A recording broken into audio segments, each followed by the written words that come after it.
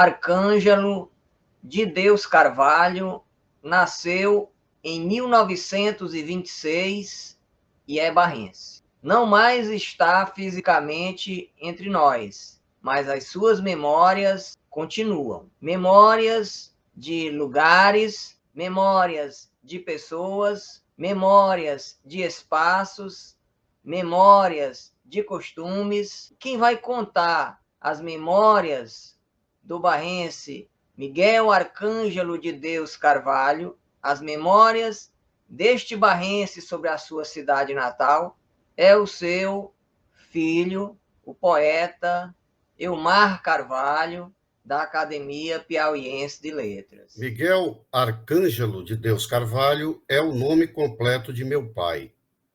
Ele nasceu em Barras, no dia 5 de janeiro de 1926. Filho único de João de Deus Nascimento e Joana Lina de Deus Carvalho. Perdeu seu pai quando tinha apenas 13 anos de vida e cursava o ginásio no Colégio Diocesano em Teresina. A infausta notícia lhe foi transmitida com as cautelas de praxe pelo Monsenhor Chaves, que depois viria a se tornar um dos maiores historiadores do Piauí, do qual vinha me tornar amigo quando fui o presidente do Conselho Editorial da Fundação Cultural Monsenhor Chaves.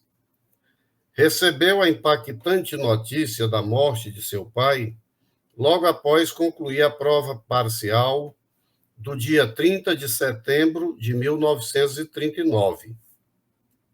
Padre Chaves foi afetivo e cuidadoso ao lhe dar a notícia, proferindo palavras de conforto e resignação. Recomendou que meu pai fosse repousar. Diante desse inesperado acontecimento, papai voltou para Barras, a chamado de sua mãe, e só veio a concluir o ginásio muitos anos depois. Meu avô paterno se chamava João de Deus Nascimento. Era filho de Emiliana e Silvestre Ribeiro do Nascimento. Graças a seu esforço e labor, fez prosperar uma gleba de terra, situada na data Luiz de Souza, e conseguiu amealhar algumas reses, engenho de cana e casa de farinhada. Era respeitado em sua localidade e na cidade de Barras, onde era muito conhecido. Portanto, cedo meu pai teve que trabalhar para sustentar-se a si e a sua mãe, que morou em sua companhia até quando faleceu em Campo Maior no início dos anos 1960. Fora outros empregos, trabalhou na Casa Marque Jacó e na Casa Inglesa, em Campo Maior, para onde se transferira aos 26 anos. Morava na vizinhança de meu avô uma sua parenta, creio que sobrinha, cega de nascença e entrevada, como se dizia antigamente. Levava a vida a cantar hinos religiosos e a rezar, em perpétua vigília e penitência. Meu avô, falecido em 1939, pedira para ser enterrado perto da cova de sua sobrinha. Talvez tenha sido recebido por ela, sarada de seus males, coberta pelo manto de glória e beatitude que deve ornar os que levaram uma vida de sofrimento, renúncia e conformação.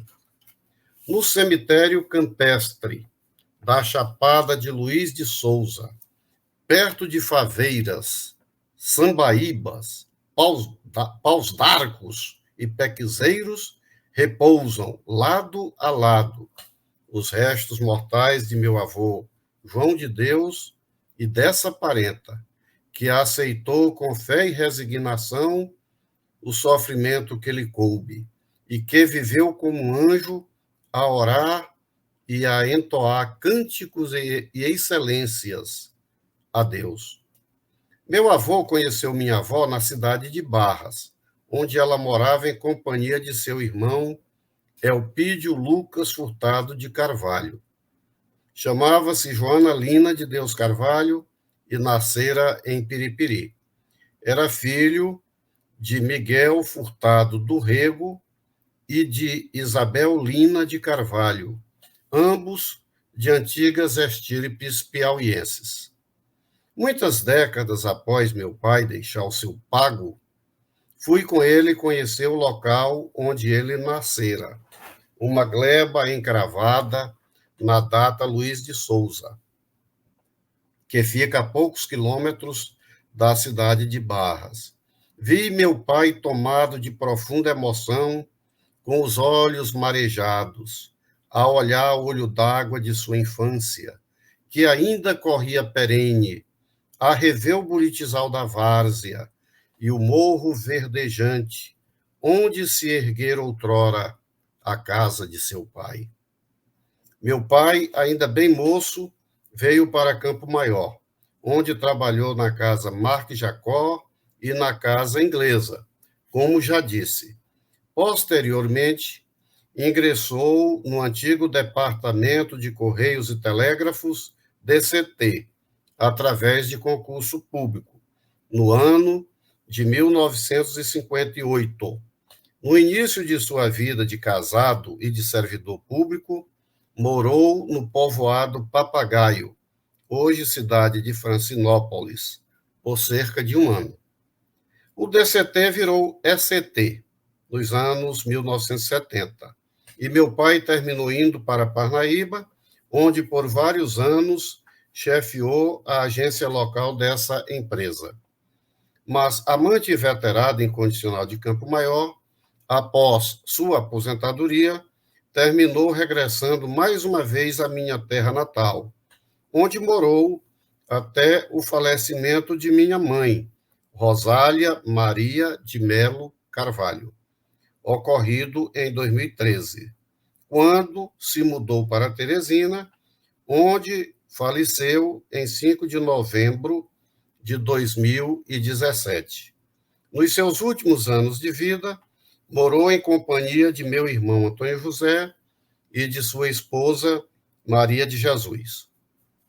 Dentre os seus parentes mais próximos, residentes em Barras, meu pai tinha especial consideração e estima por Elpidio Lucas, seu tio, e aos seus primos José, Dito, José Lucas, Salomão, Domingos Lucas, Noca e João Cardoso, e certamente outros, cujos nomes esqueci, passados tantos anos. Em minha infância, estive de férias escolares em Ameixas, zona rural, hóspede de Dona Noca e João Cardoso. Em minha adolescência, passei, em algumas ocasiões, dias de férias na cidade de Barras, acolhido por Salomão de Sá Furtado. Em 1970, representando meu pai, fui para a posse de Salomão, como vice-prefeito, que, na legislação da época, passava a ser o presidente da Câmara Municipal. Salomão era um exímio operador de aparelho Morse, funcionário do antigo Departamento de Correios e Telégrafos, DCT. Ele não precisava ver a fita com os sinais gráficos do Morse. Só pelo som ele sabia o conteúdo da mensagem recebida. Coisa rara na época, ele tinha uma biblioteca em sua casa. Entre outros volumes, possuía uma coleção do detetive Sherlock Holmes, da autoria do célebre Conan Doyle, e uma de livros sobre a Segunda Guerra Mundial. Folheei e li algumas páginas desses volumes. Além de amante da leitura, ele tinha uma redação admirável, elegante, escorreita e uma linda letra, estilizada, digna dos melhores calígrafos. Muitos anos após, quando participei da obra coletiva Galopando, lhe mandei um exemplar. Poucos dias depois, ele acusou o recebimento, através de uma bela missiva em que dizia antever o meu futuro literário. Qual seria esse futuro? Não serei cabotino para revelar.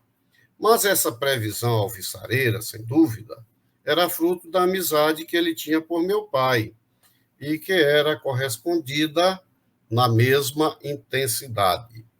Dentre os parentes não residentes em Barras, a maioria morava em Teresina. Meu pai fazia referência com mais frequência ou tinha mais contatos com os seguintes: Maria, casada com Deusdete Castro, comerciante, residente na Avenida Frei Serafim. Morei com eles por poucos meses, por cerca de 2 meses, enquanto eu recebia o meu primeiro salário na ECT. Isto no final do ano de 1975. Na casa deles, eu vi 2 livros de Herculano Moraes. Um sobre a nova literatura piauiense e o outro era a visão histórica da literatura piauiense, primeira edição. E lá vi e me encantei com esse livro, vi o livro Trechos de Meu Caminho, do ex-governador Leônidas de Castro Melo Barrense. Socorro Lages Furtado, casada com Quidiniro, trabalhava no INCRA. A Socorro gostava de ler romances. E em sua casa, numa das vezes que nos hospedamos lá em Teresina, eu e meu pai, eu vi o livro Brocotós, livro de contos do Fontes Biapina, e me encantei com a leitura do conto Memórias de um Canário. Eu fiquei deveras encantado com esse Memórias de um Canário e outros contos. Outro parente querido do meu pai era o João Beckman, que era, por sinal, para ser meu padrinho de crisma. Mas por esses desencontros da vida, essa coisa de deixar para depois, terminou isso não acontecendo.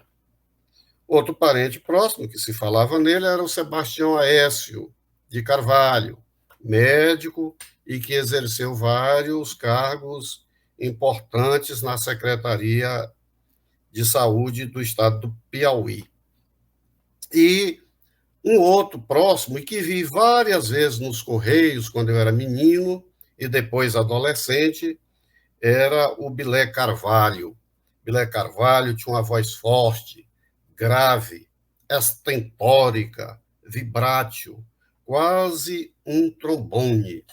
E tinha um vasto anedotário de histórias engraçadas, casos pitorescos de Barras, e ele contava fatos das histórias, ou pelo menos de personalidade das histórias, mas geralmente em casos meio engraçados, jocosos dessa forma. Mas, enfim, Bilé tinha um talento extraordinário para contar essas histórias.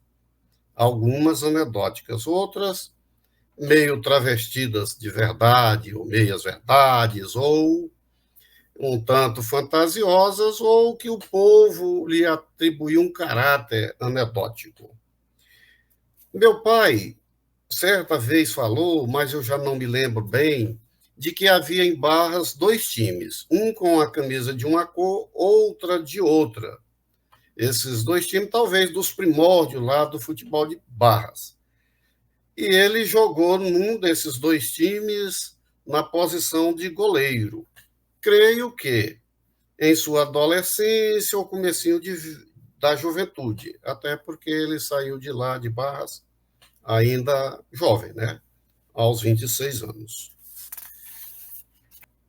Teve muitos amigos do meu pai que depois, por essas coisas que a gente não sabe direito, dessas sincronizações de encontros, que eu não acredito mais em acaso.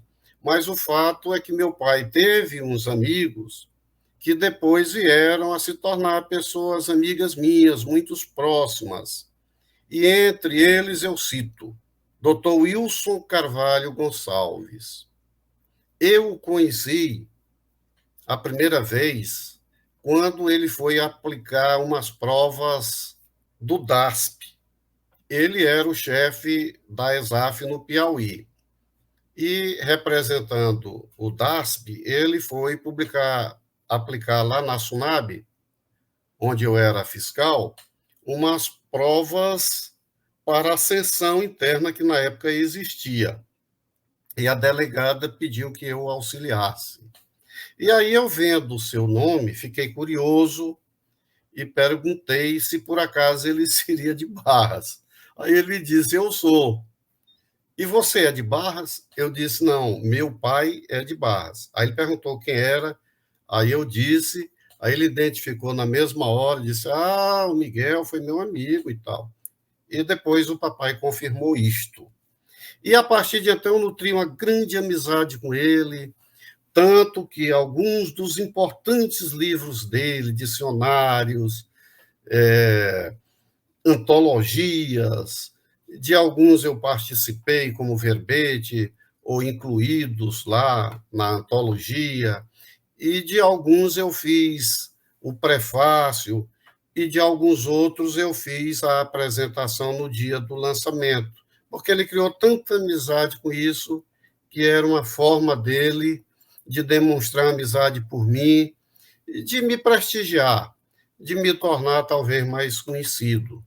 E ele me estimulava, inclusive, a entrar para a nossa Academia Piauiense de Letras, o que terminou acontecendo, graças a Deus, com ele vivo. Outro que eu conheci também, que foi amigo do meu pai, foi o desembargador Adolfo Uchoa. Ele tinha uma casa perto do Colégio das Irmãs, e meus filhos estudavam lá, e quando eu estava próximo a ser chamado para assumir o cargo de juiz de direito, eu o abordei, ele estava sentado no terraço da casa dele, eu o abordei, me identifiquei e disse que era filho de Miguel de Deus Carvalho. E, por sinal, contei um fato engraçado lá da vida dele com meu pai. E ele confirmou a veracidade, é que meu pai, com uma certa timidez e por respeito, o chamou de excelência, de doutor, e ele disse: rapaz, se você continuar me chamando desse jeito, eu mando lhe prender. Aí eu falei isso para ele, ele achou graça e disse: rapaz, porque não tinha cabimento, ele era um amigo meu. Então, houve esse episódio jocoso com o doutor Adolfo, que foi amigo do meu pai, que eu conheci. O outro foi o desembargador Walter Miranda de Carvalho. Na época, ele era juiz de direito em Parnaíba e foi meu professor na Universidade Federal Campus de Parnaíba, no curso de Administração de Empresas. E ele, na sala de aula, às vezes comentava os poemas que eu publicava no jornal Folha do Litoral. E numa dessas vezes eu havia publicado um poema meio jocoso que dizia que era mentira chamar o burro de burro, porque quem era burro era o cavalo. Aí ele achou graça lá e fez referência a esse poema, provocando lá gargalhadas lá na sala de aula. E aí tive amizade com ele. Depois, quando ele se tornou desembargador, tive contato com ele. Ele até me pediu que fosse visitá-lo no seu gabinete, né? Mas terminei atropelado por trabalho e fazendo faculdade, terminei não indo. Mas tive o prazer de fazer amizade com essas pessoas que tiveram amizade a meu pai e ao Geraldo Magela de Carvalho, que, além de amizade, era nosso parente. E aqui eu quero fazer uma referência especial a Geraldo. Ele me ajudou a entrar, foi quem me convidou para entrar na Academia de Letras do Vale do Longar, na Alval. E foi quem me recebeu com um belo discurso, por sinal. E de forma que ele foi meu professor quando eu passei a cursar Direito, e de forma que eu quero aqui fazer uma referência a ele. Geraldo foi meu professor no curso de Direito. Casou-se em 1954 com Maria Augusta Nunes, com quem passou a morar em Barras. Após o trabalho precursor e de consolidação de Helena Carvalho, Geraldo Magela, com o apoio de sua esposa, impulsionou o teatro em Barras, oportunidade em que atuaram no palco figuras como Bilé Carvalho, Francisca Araújo, Lurdinha Lustosa, Nessi Araújo, Calbi Carvalho, Leônia Brasil e outros. Organizou e dirigiu o Coral da Matriz. Foi diretor do Barras Clube. O padre Lindolfo Shoa, Geraldo Magela Carvalho e José Alencar Lopes, Zé do Honório, desenvolveram intenso trabalho em prol da criação do ginásio Nossa Senhora da Conceição, que foi instalado no prédio do Grupo Escolar Matias Olímpio, onde passou a funcionar no turno da noite. Foram seus primeiros professores Geraldo Magela, Maria Augusta Nunes, sua esposa, Eliseu Albano, este aí era parente do meu pai, Raimundo Batista, Conrado Amorim e sua esposa Olga Fernandes. Foi tabelião em Barras e Teresina. Exerceu o cargo de juiz de direito em Regeneração, onde eu também tive a satisfação de exercer a magistratura lá. Em Regeneração, Geraldo se tornou um dos fundadores do ginásio da Senec nessa cidade, terra natal de sua esposa. Meu pai gostava de português e até comprava livros de gramática e tudo, porque ele escrevia corretamente, tinha um bom estilo literário, gostava de ler, tinha uma pequena biblioteca que foi onde eu aprendi a gostar de ler e passei a me viciar em livros. Então, meu pai, em certa época, publicou umas crônicas, dessas que se assemelham a casos ou causos, entre aspas, algumas de caráter memorialístico, outras contando fatos interessantes, pitorescos de Barras. E entre esses trabalhos que ele publicou no jornal A Luta e referentes a Barras, eu me lembro que ele escreveu um caso jocoso sobre um recenseamento. Não sei se aconteceu com ele ou com outra personagem, com outra pessoa, mas o fato é que quando a pessoa abordou lá as pessoas da casa para o recenseamento e perguntou o nome do dono da casa, aí a pessoa respondeu Jesus, Maria e José. É que corria o boato, lá na região de Barras, lá no interior pelo menos, de que andava solto no mundo aí uma besta fera, um anticristo.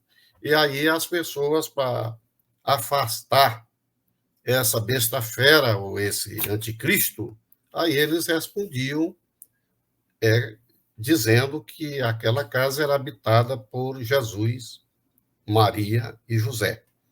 Também ele contou o caso, um episódio famoso em Barras, do Benedito Fogo, que eu reavivei a minha memória lendo o livro do nosso Antenor Rego.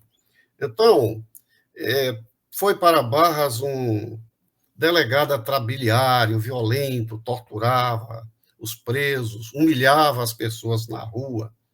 Ele fora colocado lá em Barras pelo governador Miguel Rosa e tomou atitudes desrespeitosas, tanto que as pessoas, os líderes da cidade não aceitavam essa figura. Ele obedecia lá a facções políticas, né? A certos partidos. E então, um dia, o Benedito Fogo ia passando, não o reconheceu e pediu para acender um cigarro nele, porque havia esquecido uma caixa de fósforo. E ele aí, então, puxou muito o cigarro dele para criar cinza bem grande, e aí disse, olhe, você não respeita as autoridades. Mais ou menos isso. Se eu vou lhe dar aqui o cigarro para você acender o seu, mas se você derrubar a cinza, eu vou lhe matar. E aí esse Cândido, se apegando a Deus, com muita dificuldade, acendeu o cigarro. Conseguiu acender e não derrubou. Mas a partir de então, nunca mais ele deixou de andar com a caixa de fósforo. E aí as pessoas de Barras tentaram que esse delegado repulsivo, sinistro, fosse embora, mas não conseguiram. E até que ele cometeu outra atrocidade com a pessoa lá, bateu na pessoa, torturou, prendeu, e aí um belo dia um grupo de pessoas fizeram uma chacina contra ele. E aí o carro vieram pessoas. E aí o certo é que vieram pessoas de Teresina e destituíram o delegado, né? Os outros militares, o major destituiu, inclusive, aliás, ele foi morto nesse episódio, mas a pessoa que veio de Teresina destituiu lá os soldados, né? Inclusive uma cerimônia que chamam retirar a farda, expulsar, uma cerimônia humilhante para quem é militar. E o fato é que esse Lima Verde cometeu muitas atrocidades. Outros episódios que meu pai falava, comentava com a gente, quando se encontrava com algum amigo, também era o famoso episódio do motorista Gregório, que, como sabem, vou aqui resumir,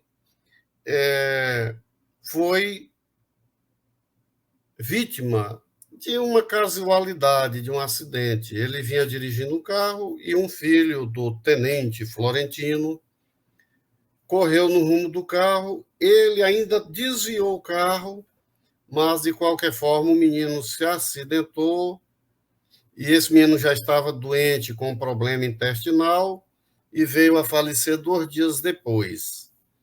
E o fato é que o Florentino atribuiu a culpa ao motorista Gregório e torturou o motorista, passou a não dar alimentação para ele e uns 2 dias após a morte do filho, ele levou o motorista Gregório para Teresina, acorrentado e amarrado em um caminhão, e depois ele o amarrou na trave de uma barraca que se encontrava na beira do Poti e, segundo reza a lenda, esse motorista com sede, né, vendo tanta água, deve ter sido também uma tortura psicológica. Mas o fato é que aí o tenente Florentino matou o rapaz com 3 tiros na cabeça. E nas peripécias dele, depois de algum tempo, ele conseguiu fugir. Uns 7 anos depois, ele foi preso e submetido a julgamento pelo tribunal do júri. No primeiro julgamento, ele foi condenado a vários anos de prisão. Mas, naturalmente, a defesa dele entrou com recursos e ele foi submetido a outro julgamento pelo tribunal do júri e nesse aí ele foi absolvido. Agora, o curioso é que o Arimatea Tito conta essa história muito bem numa reportagem que ele fez. E essa reportagem até se encontra no livro do nosso amigo Antenor Rego. E está bem narrada lá, em detalhes. Aqui eu vou me restringir praticamente a isso e acrescentar que o professor Atito foi entrevistar esse tenente Florentino Cardoso, que depois progrediu na carreira militar. Foi entrevistá-lo na terra natal dele, em Crateús, e lá o professor perguntou se ele tinha algum remorso, algum arrependimento. Ele disse que não. E, naturalmente, com ironia, ele disse mais. Disse que o povo do Piauí devia ser agradecido a ele porque ele transformou um pecador em santo. Isto porque o povo canonizou, entre aspas, o povo canonizou o Gregório como alma milagrosa. Bom, outro fato interessante que meu pai contava era o caso de um delegado de polícia. Ele estava na porta lá da delegacia quando veio do interior um caboclo. E aí veio um vendaval e retirou o chapéu desse homem do campo, da cabeça e tal, e ele ia tentar pegar o chapéu, mas quando ele ia se abaixar para pegar o chapéu, vinha outro pé de vento e carregava o chapéu, e ele fez várias tentativas e foi se irritando, até que depois de uma grande luta lá, ele conseguiu segurar o chapéu, puxou uma peixeira, como se diz, um facão, não sei, e esfaqueou esse chapéu de tudo quanto foi jeito, com várias facadas, deu várias facadas nesse chapéu. E aí o delegado de Barras, na época, vendo aquilo, chamou lá um ou dois soldados, aí mandou prender o homem, deixar preso por um ou 2 dias, não sei, sob a alegativa de que se ele fazia aquilo com um chapéu que só fazia o bem a ele, que não tinha sentimento, que não tinha maldade, que até beneficiava ele, né, com a sombra do chapéu, o que ele não seria capaz de fazer com uma pessoa. Foi o raciocínio do delegado e o fato é que deu uma cadeia lá nesse homem. Isso meu pai contava, esse episódio jocoso. A outra coisa que ele sempre falava era da demolição da igreja. Isso era um motivo de tristeza lá para meus pais, para os amigos, para os conhecidos, porque era uma igreja colonial. A primeira igreja mesmo de Barras, a pequenininha, como sabem, remontava ao tempo de Miguel de Carvalho e Aguiar, que fez a primeira capela. Depois, graças ao esforço de José Carvalho de Almeida, que é considerado que é o patriarca de Barras, com o esforço dele, com as lutas dele, com as ajudas de parentes e outras pessoas, ele fez a linda igreja que existiu até o começo dos anos 60 e foi demolida. O padre tentou que o Cristo Redentor, que ficava no alto do frontispício, não se quebrasse, não se esfacelasse. E consta que juntaram muitas carradas de algodões, e aí, quando realmente derrubaram o Cristo, para ele cair em cima do monte de algodão que colocaram lá, infelizmente isso não resolveu o problema e o Cristo se quebrou todo. E de modo que aí foi construída uma outra igreja. O padre Mário José Menezes, que foi o principal responsável pela construção do novo templo, foi o pároco de Barras durante 25 anos, de 62 a 1987. Depois, meu pai se tornou amigo dele em Parnaíba. Ele voltou para Parnaíba, que era a terra dele, e meu pai se tornou amigo dele, porque meu pai era católico praticante. E uma das vezes que o padre Mário foi homenageado em Barras, ele convidou meu pai para ali fazer companhia, e meu pai foi com ele até Barras. De forma que isso era sempre motivo de conversa lá em casa. Da afinada Alda também muito se falava desse caso triste.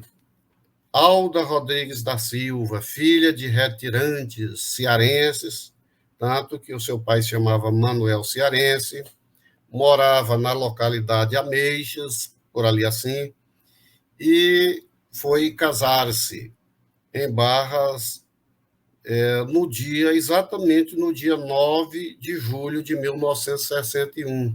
E então fizeram aquela cavalgada, aquela desobriga para acompanhá-la até a igreja, e depois do casamento de volta à casa dos pais dela, onde haveria um grande banquete. Mas aí, quando chegou perto da ponte do Maratauã, um daqueles ônibus tipo gaiola, que chamava horário ou misto, bateu no cavalo dela e veio a matá-la. Ela teve morte instantânea nesse lugar. e ela também foi canonizada pelo povo, foi considerada uma alma milagrosa. Construíram um memorial dela perto da ponte. Em meu poema eu falo esses versos, né? Alda, a que morreu virgem, na vestigem de um sonho que no átimo se fez a que morreu virgem, na vestigem de um sonho que no átimo se fez e desfez. E o Francisco Carlos Araújo, Chica Coran, conta muito bem essa história dela no lindo livro dele, um livro muito bonito, em que ele conta muitas coisas do Piauí e de Barras, e que contém muitas ilustrações. Então, sempre que eu ouço falar na história de Alda, eu sempre me lembro daquele poema A Serra do Rola Moça. Não tinha esse nome, não. Ai, fortuna inviolável, o casco pisar em falso. Dão noiva e cavalo um salto, precipitados no abismo. Nem o baque se escutou. Faz um silêncio de morte. Na altura tudo era paz, chicoteando o seu cavalo.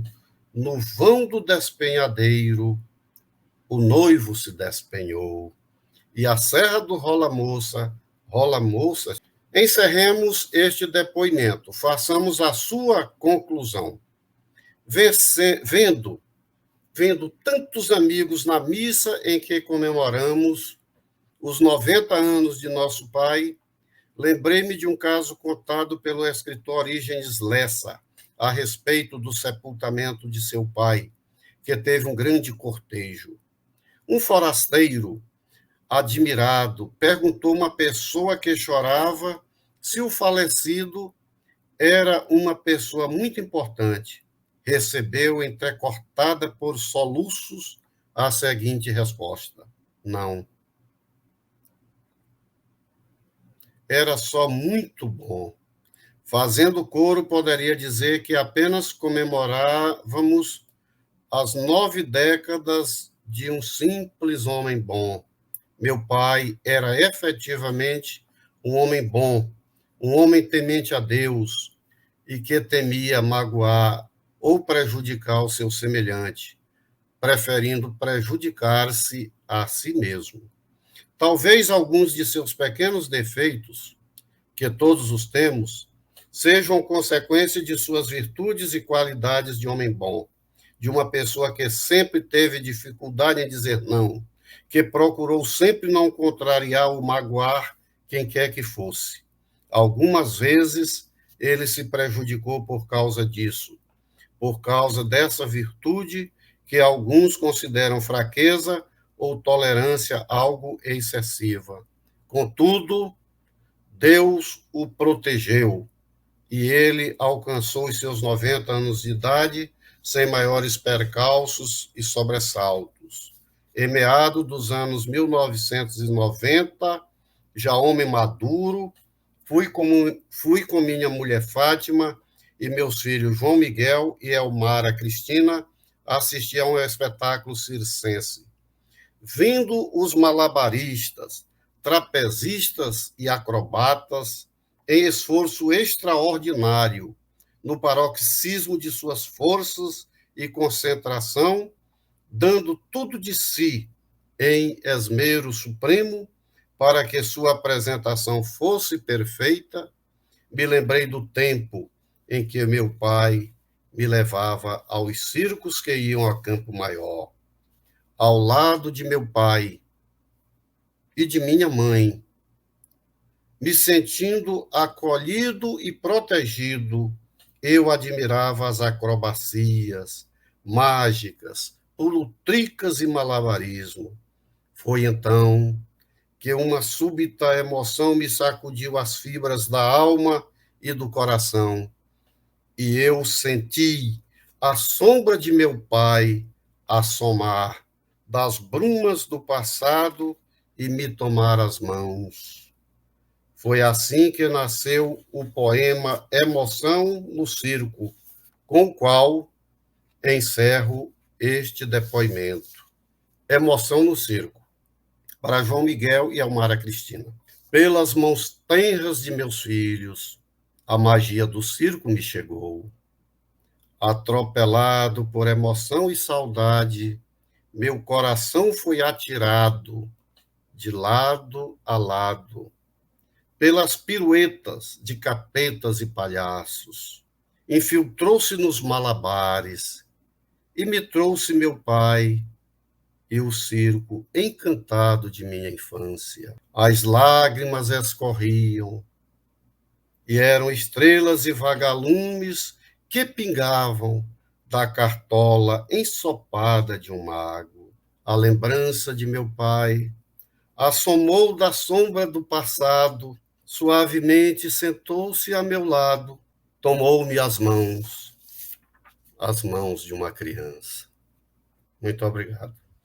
E assim, agradecendo ao poeta Elmar Carvalho pelo bonito perfil que traça aqui, não apenas bonito e emocionante perfil que traça aqui, neste episódio de tributo à cidade natal, não apenas de memórias de seu pai, memórias de fatos, pessoas, lugares relacionados a Barras, mas um perfil do homem bom que foi e que permanece na memória, Miguel Arcângelo de Deus Carvalho, descendente de antigas famílias radicadas em Barras, entre as quais os Pires Ferreira, os Castrelo Branco, os Carvalho de Almeida, não nominados aqui na fala